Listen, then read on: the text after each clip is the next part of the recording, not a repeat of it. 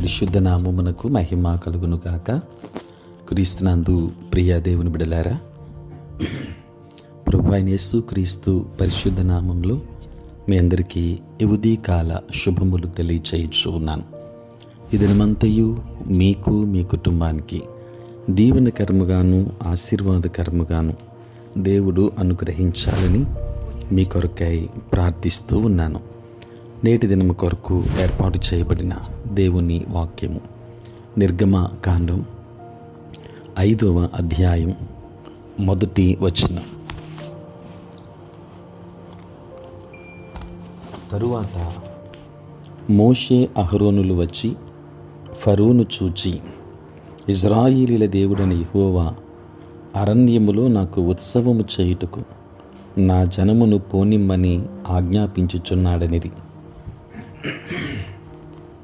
ప్రియులారా, నేటి దినము కొరకు ఏర్పాటు చేయబడిన ధ్యానాంశము మన అందరితో మాట్లాడే దేవుడు. ప్రియులారా, దేవుడు తన పనిలో ఫరోను ఏ రీతిగా ఉపయోగించుకోవాలని ఆశించాడో దేవుని వాక్యం వివరిస్తుంది. ఫరో దేవునికి ఆయన సేవకుని ద్వారా వినిపించబడిన సందేశానికి లోబడి ఉంటే అతడు దేవుని సాధనమై ఉండేవాడు. ఏ రీతిగా దేవుడు ఫరోతో మాట్లాడాడో మనం గమనించవచ్చు. మోషే అనే గొప్ప ప్రవక్త ద్వారా దేవుడు ఫరోతో మాట్లాడాడు. తన ప్రజలను పోనిమ్మని సందేశాన్ని ఇచ్చాడు. దేవుడు తన అద్భుత కార్యముల ద్వారా మాట్లాడాడు. 10 తెగుళ్ళు పంపించుట ద్వారా తన ఉద్దేశాన్ని తెలియజేశాడు. ఫరో దేవునికి లోబడినట్లుగా నటించి దేవుని ప్రజలకు 3 నిబంధనలు విధించాడు. 1, వారి బిడ్డలను ఐగుప్తులోనే విడిచి వెళ్ళాలి. 2, వారి పశువులను విడిచి వెళ్ళాలి. 3, వారు ఎక్కువ దూరం పోకూడదు. ప్రియులరా, దేవుడు ఈ నిబంధనలలో తన ప్రజలు జీవించుటకు ఇష్టపడలేదు. ఫరో ఇజ్రాయేలును విడిచిపెట్టినట్లుగా చెప్పి వారు వెళ్ళిపోతూ ఉండగా వారిని తరిమాడు. అప్పుడు దేవుడు అగ్నిస్తంభము నుండి మేఘస్తంభము నుండి ఫరోను హెచ్చరించాడు. ప్రియులారా, చివరిగా ఇజ్రాయేలీలు ఎర్ర సముద్రములో నుండి నడుస్తుండగా అది దేవుని కార్యమని గుర్తించక ఫరో అతని సైన్యాలు ఎర్ర సముద్రములోనికి వెళ్ళారు. అది వారి అంతమునకు కారణమైంది. దేవుని వాక్యాన్ని వింటున్న దేవుని బిడలారా,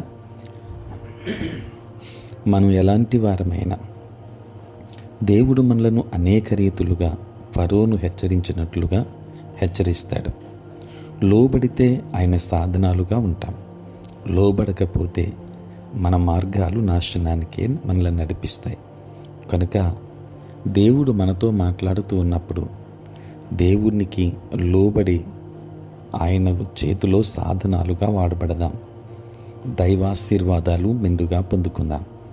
దేవుడు మిమ్మును మీ కుటుంబాన్ని దీవించునుగాక. ఆమేన్. ప్రార్థన. పరిశుద్ధుడైన తండ్రి, ప్రేమ కలిగిన ప్రభువా, మీ పరిశుద్ధ నామమునకై వందనాలు స్తోత్రాలు చెల్లిస్తున్నాము నాయన.